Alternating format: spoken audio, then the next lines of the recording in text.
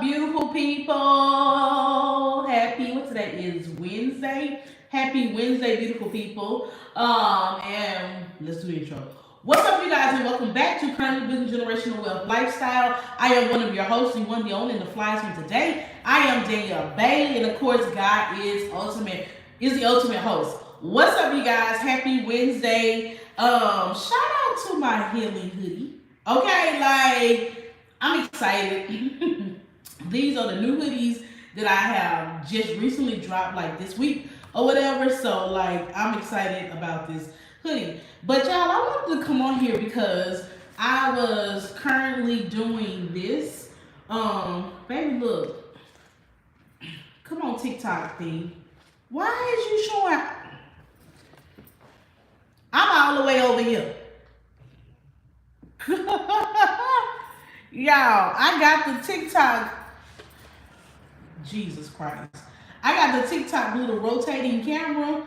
That rotate on his own when you see his face. So it's just rotated all the way over there for whatever reason. Thank God I ain't have no people, nobody information on my dog on this.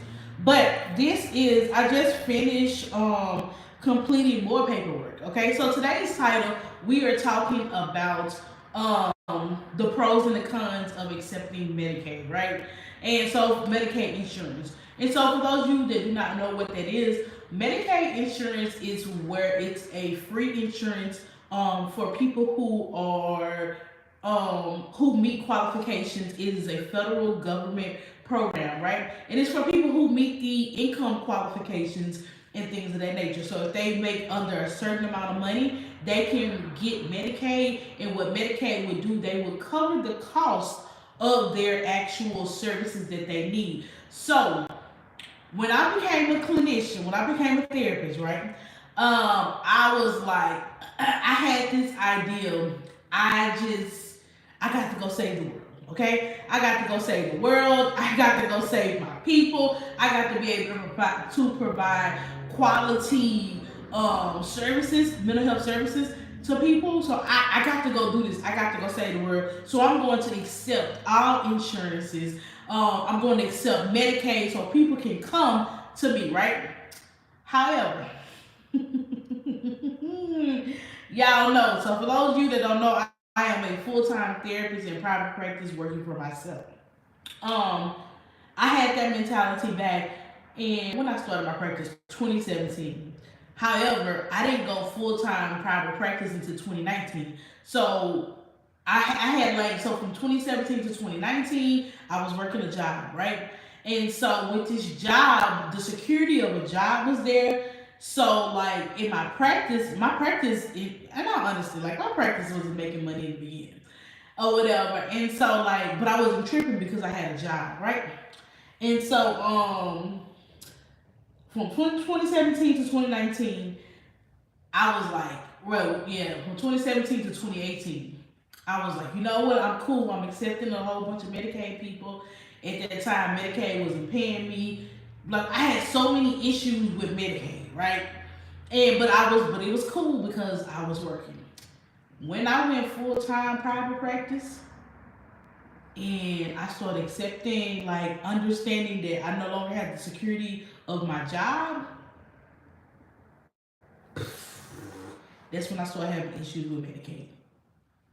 So for those of you who are thinking about accepting Medicaid in your private practice as a therapist, if you're doing private practice as a therapist and you're only doing individual counseling, if your Medicaid rate, I would say this, let me say this, Louisiana Medicaid rate is extremely low, right? Louisiana Medicaid is half of what, yes, it is about half, it's about half of what a commercial insurance company actually pays. So I want to say that the pros and the cons of accepting Medicaid versus commercial insurance versus self-pay or versus even Medicare, right? So I accept 4 different payments: Medicaid, Medicare, commercial, and self-pay, right? Oh, 5, and EAP companies too. Medicaid is the lowest paying. I'm gonna go in the order of who's the lowest paying. Medicaid is the lowest paying. EAP company is right behind Medicaid. Medicaid. I'm gonna tell you the rates. Louisiana Medicaid pays $53.72. $53.72. That's for an hour service. That's what Louisiana Medicaid pays. Talk about a freaking insult. Okay? So you got Medicaid. I got Medicaid's lowest paid. Then the EAP companies, they come up, they pay more than Medicaid. After the EAP companies, then I have my commercial insurance companies. They pay, you know what, the commercial, and then Medicare. Medicare actually pays. Some of the Medicare plans that I receive, especially like traditional, they pay more than my commercial insurance companies, right? And then you have the self-pay, which will be my highest because they have to pay my food, right? So we got all these different insurance plans that's going on. So how do you structure a business, right? I didn't understand that in the beginning when I first started, a lot of my clients were Medicaid. And then so the pros of Medicaid, right? You get to provide services to people who cannot necessarily afford them. That is a big pro. You get to provide services to people who can't necessarily afford them. You get access to a lot more people too as well, and stuff like that. So those are two. In Louisiana, we have 5 Bayou Health plans, and depending on which Bayou Health plan you work with, the pay is quicker too. Like if you work with Louisiana Healthcare Connection, you can get paid within a week or whatever. So those are three pros. Those are the 3 pros, right? The cons to accepting Medicaid, they pay extremely low. They will audit you too at the same time. What else? The cons. They pay extremely low. They will audit you. They don't pay if a client don't show up. But that's what all insurance companies do not pay when a client shows up, right? And so what else happens with that? I think they pay so. They pay extremely low. Like you pay $53.72. Like that's, and I know like a lot of people may be like, oh, that's a lot of money, but it's not when you have. My practice cannot survive off of $53.72. Period. Like it's not enough money to pay for rental costs. Like if you're working full time somewhere else, yes, that could be enough money for you. But if your full time job or your full time if you're full-time private practice, $53.72 is not enough, because again, that $53.72 has to cover your rent. It has to pay you a salary. It also has to pay your internet bill. It also has to pay all these other things that you're not used to paying when you're working for somebody else. So $53.72 is not enough. So when you are structuring your private practice, for those of you that is going into private practice, when you're structuring it, you need to understand how much these companies are paying. And although you have this save the world complex, save the world mentality, you still also got to pay these damn bills. Okay?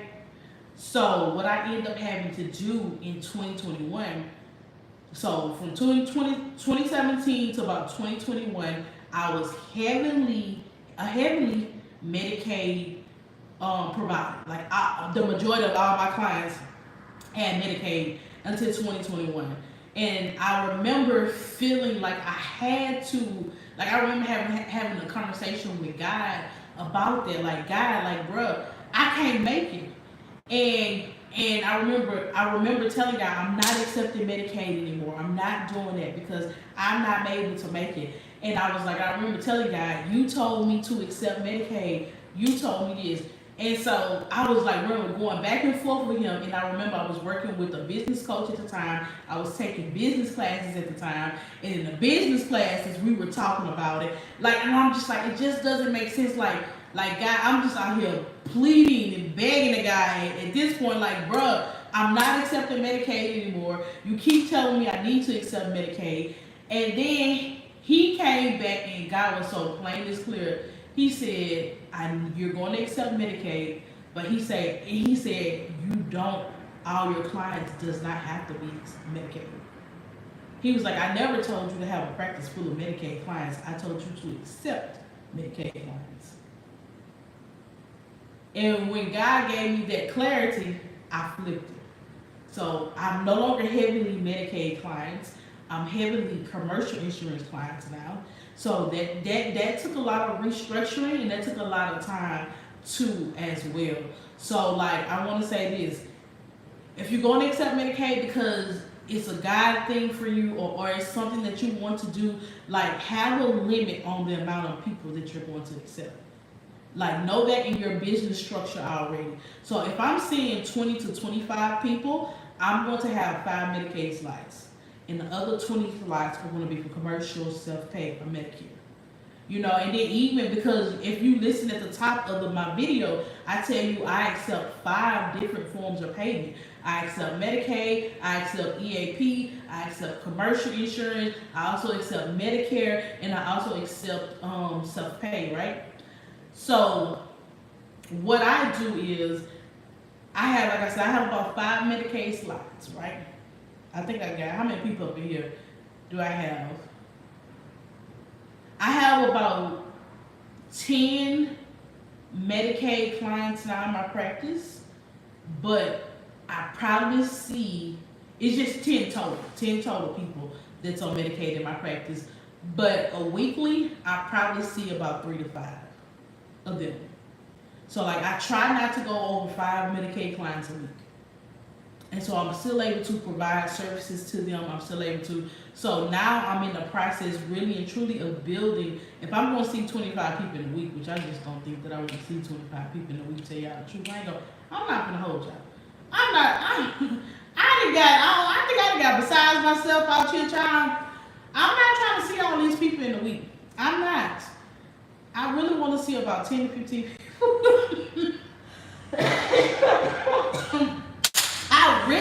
If you really want to know what I want to do, I want to see about 10 to 15 people a week, okay?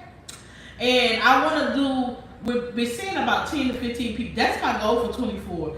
24, I only want, 2024, yeah, it's 23. 2024, I only want to see about 10 to 15 therapy clients a week. But I want to start doing more of selling my products, like y'all see back there, those coloring books. Come on, get in there. Okay, y'all see those coloring books, and y'all see these hoodies. I want to start selling more merch. I want to start selling more, what else? Merch. I want to start doing more speaking engagements where I get paid. I want to start doing more consultation. I also want to do more workshops. Like, I want to move away from the therapist chair, right? So that's like really my goal. I'm trying to formulate a plan upon how I can move from that to this, you know? So like, I don't have to see so many people or whatever, but like, yeah, but those are some of the pros and cons to accepting Medicaid. Like, it's not a, what I want to say, it's not, when you're an individual, let me say this, when you are doing individual therapy, you are an individual clinician, and you are doing things right. And what I mean by right, you are seeing your clients like you're supposed to. Like, if I bill, I'm seeing the client for 60 minutes, I'm seeing the client for between 55 to 60 minutes. Okay? Between that time, right? If you're billing like that, you are going to live in poverty. Like, if your job, let me say, if your job is a lot of, let me not say poverty, but it's not a lucrative. I know a lot of companies may be, hey ma'am, I know a lot of companies may accept, like, I remember working with this business coach, right? And so he was like, and I was telling him about how my business was kind of like struggling, and and he was like, why? I said, I think it's because I'm very heavy Medicaid. I accept a lot of Medicaid clients, and so he was like, my homeboy has a practice, and it's heavily Medicaid funded, but he making a hand over fist. I politely told him, I said he also probably committed Medicaid fraud at the same time. And he looked at me, he was like, nah. I said, we are not the same. I said, I'm telling you that right now. We are not the same. And I was like, I said, he may be running a mental health rehabilitation MHR center. I say, and those right there, that's not the same as what I am. And I say, and there is a lot of Medicaid fraud that goes along with it. I said, I'm not saying that your friend is, I'm not saying that your friend is committing Medicaid fraud or whatever, but we're different. And so he laughed, but he had told me who the friend was. Why a couple of months later, the man was in the news. His business had got shut down. Like I said. You know what I'm saying? but accepting Medicaid, Medicare, and stuff like that, I think that for me, I've started accepting more Medicare clients, to tell you the truth. And the reason why I've started accepting more Medicare clients, number one, Medicare pays more. Number two, Medicare clients are more opt to come to their appointments, because first of all, and then look, their appointments are going to be in the morning time too, because it's a lot of Medicare clients are traditionally older people. And so what I have come to realize, older people want to talk. Older people, they want to talk, so they gonna keep their appointments and stuff like that.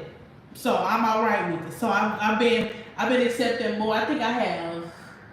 Hey, where's you going on TikTok thing? So right now, I think I probably have about, how many Medicare people I have in here? One, two, probably got about 5 or 6 of them. At one time, I had about 10 of them. So I got about like 5 or 6 of them right now in services. So they good. They good. I think one of the plans that I'm with, they pay about $134. I was like, when I seen that, that's what I need to pay. Like, that's what I need to accept for. And so, I'm even going a step further. I'm gonna tell y'all what insurance is. Right, that's not bad at all. $134. But I say, let me see what I seen that EOB. I say, who this is? Okay, I need to accept more, y'all. So I'm gonna tell you this, and I've gotten to the point to where I only want to work with certain insurance companies. I don't want to, even though I'm credentialed with a lot of them, I only want to work with a certain few. And that certain few is, and I don't want to work with certain few because I looked at my demographic, and also when you start accepting these insurance and stuff like that, you got to make sure you look at what your area is. What's the main source of insurance providers here in the area, right?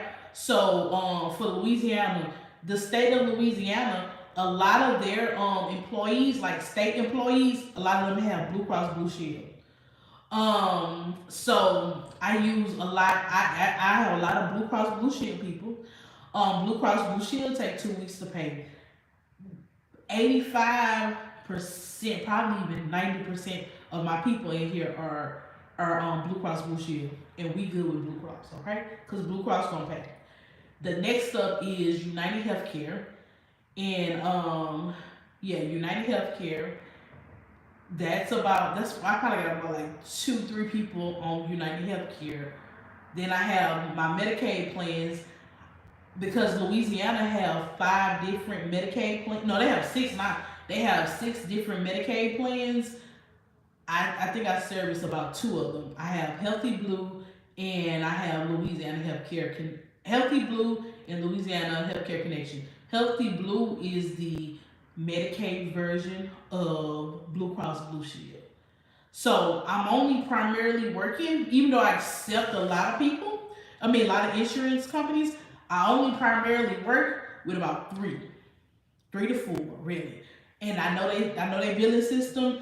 I know how it works. So that's another thing that you got to look into, knowing their billing system and knowing how it works and stuff like that. So that way you don't have to, like Louisiana Healthcare Connection, they gonna send you your money within a week.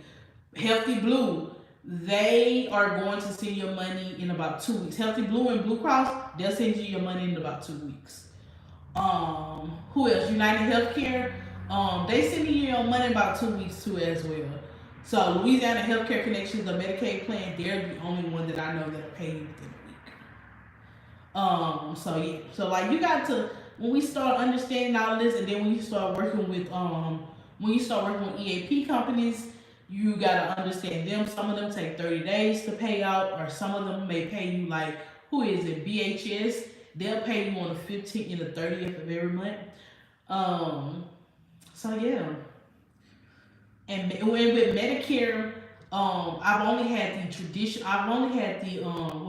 the Medicare plans, like the Advantage plans, like United Healthcare, and I no longer really accept Humana. Like, I've gotten to the point where Humana be playing with me, and they be playing with me in my face when it comes to my money. So I don't accept Humana clients no more. Who else I don't accept? I don't accept Cigna clients anymore. Who else? I think those are the two insurance companies that really and truly that burned me. I don't accept them no more. Like, when people be like, "Oh my God, can I come?" No, ma'am. I'm sorry, we don't accept them. Well, they gave me your number. I said, I know, but we no longer accept them. I know a lot of people who did that. Most I know, BCS, UHC, or just self-pay. Right. Like, just narrowing it down. When I first came into this game of private practice, I felt like I need to accept everything. You know, I need to get out here and help people. I need to get this money. I need to do this. And as I grow into private practice, no ma'am, we not. We're gonna accept our three good insurance companies that I got a rapport with that don't mess with my money. Okay, we're gonna accept them three, and we're gonna keep it going. And that's what's been working for me. You know, so and then I've even gotten better with screening calls too when they come in. Like, I'm not even finna hear your story. Like, I'm gonna ask you off the top. They're like, "Hey, we calling for therapy services, and you know, we saw you, we was referred to you, and we're calling for therapy services." And I was like, "Oh, okay, great, thank you so much. What type of insurance do you have?" And they'll tell me, they'll be like, "We have Blue Cross Blue Shield." "Oh, okay, so what's bringing you to therapy services?" "Oh, we have Humana." "Oh, I'm so sorry, we no longer accept Humana." Like, and I'm telling you guys this too, because in the beginning, like, come on, Blaine, thank you. But I want to tell y'all to ask that type of question in the beginning, because you don't want to get people to open up to you and explain to you what they're going through, and you cannot help them. So, like, I'm off the rip, and I know people may be like, "Oh my God, she just driven about money." It's not that I'm driven by money, it's that I don't want you to open up to me on the phone, and I can't help you because I don't accept your insurance, or I'm not accepting your insurance at the moment. This is help as I am being able to branch out with my business. Absolutely. Like, I would listen to people, and then, like, I would feel so sorry for them. And, like, I slipped up the other day, right? Because right now, like, I'm closed on Medicaid clients right now, because I met my maximum. And so I slipped up the other day, and this woman started telling me about, I forgot to ask her what insurance, right? And so she was just talking. And then I was like, "Oh, okay, so what type of insurance do you have?" And she was calling for her daughter. I said, "What type of insurance do you have for your daughter?" And she was like, "Oh, she's on Medicaid." I was like, "Fuck. You forgot to ask." I did. So what I did is I said, to be honest with you, I said, right now we have a wait list for our Medicaid clients. And I want to say this. Some people may say that this is against the law to turn people away when you have slots open. You're turning them away for their insurance. People say that's against the law. I haven't seen it in law, and even if it is, it's my practice. At the end of the day, I'm gonna run this bitch like I want to run. Period. And if they say, well, we're gonna take your Medicaid contract away from you, that's fine too. Like, I'm not gonna allow people to hold me hostage and tell me, dictate to me about how to run my business. So when people be like, oh, you can't do that, what they say I can't do that. And then what's the ramifications? Me not accepting Medicaid clients anymore, that's okay too. The ones that I have up in here, I will put them on a sliding scale. And if they want to stay, they can stay. But if they want to take the contract away from me, that's fine too.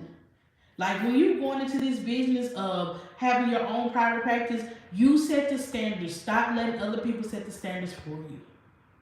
You run your practice the way that you want to run it. I'm going to run this thing on integrity. I'm going to run this thing on making sure that my clients' needs are met. I have seen clients. I got a client right now. When I tell you I'm not like, I see clients sometimes for free. Like, I've seen clients for free. And it's because, like, again, I'm committed to my clients and I'm committed to their treatment or whatever. So what we got to do, like, sometimes, like, do no harm when we talking about, client. I think one of my clients lost their insurance one time or whatever, and they couldn't necessarily afford therapy services, right? They couldn't afford it. Like, they could not afford to pay out of pocket what the insurance company was paying, and they was going through a very, very, very, very difficult time at that time. And I could not drop them because number one, I knew that God wouldn't be pleased if I would have dropped them. That's number one. Not nothing else. Nothing else supersedes that. Number one, God wouldn't have been pleased if I was to drop them, because they were in the height. They were in the height of battling their depression. I never knew what I was going to get when I called them, right? So number one, God wouldn't. Number two, I couldn't knowingly be like, you don't have insurance right now, I'm going to drop you. No. You don't have insurance right now, I'm still going to see you. We may not see, depending on your progress, I may not see you weekly. Maybe I may see you bi-weekly, or maybe I will see you once a month. Right? Until I get you out of this crisis. Because it's still my job as a therapist. Do no harm. It's still my job as a therapist to make sure that you're okay. It's still my job as a Christian. Like, as a Christian, as a human being, to make sure you're okay. At one point in time, I wasn't getting paid, and I was seeing her 2 times a week, because it was just that fucking bad, right? It was just that bad. I was just like, my God. And she can't go nowhere. Like, she couldn't go nowhere because she didn't have insurance. I couldn't send her, so like, it's like, it's crazy, bro, like how it works or whatever. But we end up working that thing out. She ended up getting insurance. I think she ended up getting insurance within like 3 weeks. She ended up getting on Medicaid, and so yeah, those are the things that you got to think about when you running your private practice too, as well. Like, you're gonna have clients like that. You're gonna have clients that lose insurance. You're gonna have clients that can't afford their deductible, because some clients have a high deductible with their jobs, and so use your judgment, use your discernment. Let me say that, because I don't want people to be like, oh my God, I'm gonna come to Danielle and I'm gonna try to get over. No, ma'am, no, sir, you cannot. The discernment is on point, and then I can tell in your stories. Okay, I'm good at being a therapist. But sometimes you got those cases and stuff like that, which I don't have too often. I also screen the people who I accept in practice too. That's another thing when you're looking into trying to start your business and stuff like that. Who are you going to accept, and who are you able to help? In the beginning, I'm accepting everybody. everybody come in here. I don't work with everybody. No, you cannot. You cannot work with people who have schizophrenia or bipolar and who need medication management. You cannot work with them. You don't have a doctor on staff. So I don't off the rip. If I ask you what your diagnosis is and you need medication management, like especially for so I don't necessarily work with, when I say severe, I mean the severe cases of schizophrenia, the severe cases of bipolar. I don't work with them because number one, I don't have enough, I'm not knowledgeable enough about that. So I'm not going to do more harm than, before you work. So I don't necessarily work with schizophrenia, or I don't necessarily work with bipolar. If I had a doctor on staff that can do the medication management, I still personally would work with them, but I still would accept them because my second therapist, she loves working with people who have schizophrenia or bipolar. Like, she has history, she has worked with that population before, so I would accept them and just give them to her. But I personally would not work with them or whatever, and that's nothing against them. But I feel like I would do a disservice, or either I would do harm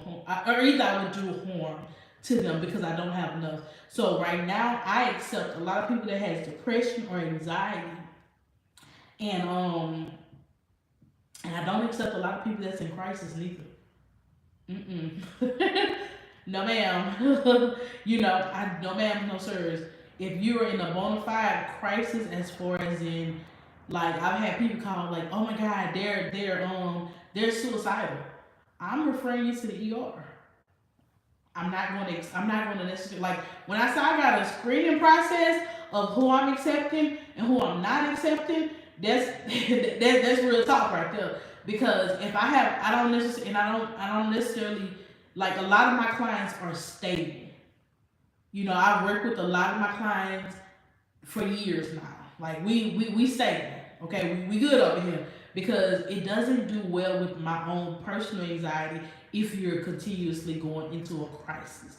Like, I can't, like, because that makes me, it really does something to me. And I remember working at other jobs where I had to accept them, and I can remember always being on edge, always being on pins and needles and stuff like that. And so, like, I remember recently I was looking through the state sent out an email about they have a crisis response team that they are implementing, and they want providers. Like, they was doing a request for information, RFI. Yeah, request for information. And so they were just talking about how much they gonna pay, you know what I'm saying? And it was gonna be very lucrative. Let me say that. It was going to be very lucrative, even at Medicaid. And I was like, shit, I might need to jump on this. I might need to, I can do this crisis response. And then I was sitting down, I'm about to fill out the application, and someone was like, fool, you're not gonna do that. You're not gonna survive in crisis response. Your anxiety is too bad for you to be on the crisis response team. We not doing this. And I turned it away. Could I have used that money? Absolutely. So even in this business, as a therapist, bro, know what you can take and know what you cannot take. I cannot take a crisis response. Like, I remember I think I'm scarred from DCFS. I'm not gonna lie. Like, when I worked there, being on call, I think that's where my PTSD comes from. I got PTSD when it comes to crisis, because I can't do it. So, like I said, I don't necessarily accept a lot of clients who are in crisis neither. Now, my clients that go into a crisis, absolutely, we work with you, and I know how to work with them. I know that I can get them calmed down over the phone, because we have the rapport and stuff like that. I know that I can get them calmed down over the phone, and then I can get them to come into the building the next day, and we can talk it out. We can work it out, and then so like, you got to think about all of that. And sometimes, even when a client is, because I've had clients that are in crisis, And sometimes they just need to. I remember having a client. I'm in a crisis, and I'm like, okay. She texts, I'm in a crisis, and I was like, okay, what's going on? And so she tells me, she tells me what's going on, and then she calls. So I'm like, okay. So I think I was out somewhere, and I was like, so she calls, and so she's like, she tells me what's going on. Then she said, can I call you? And I was like, yeah, because when she called, when she said, it needed me to respond immediately. And so I was like, so she called, and so she was like, only thing I need you to say is that it's gonna be okay, because I say that a lot in therapy. It's gonna be okay. We got this. She said, I just need you to say it's gonna be okay, and I can do this, and I got this. And so I was like, it's gonna be okay.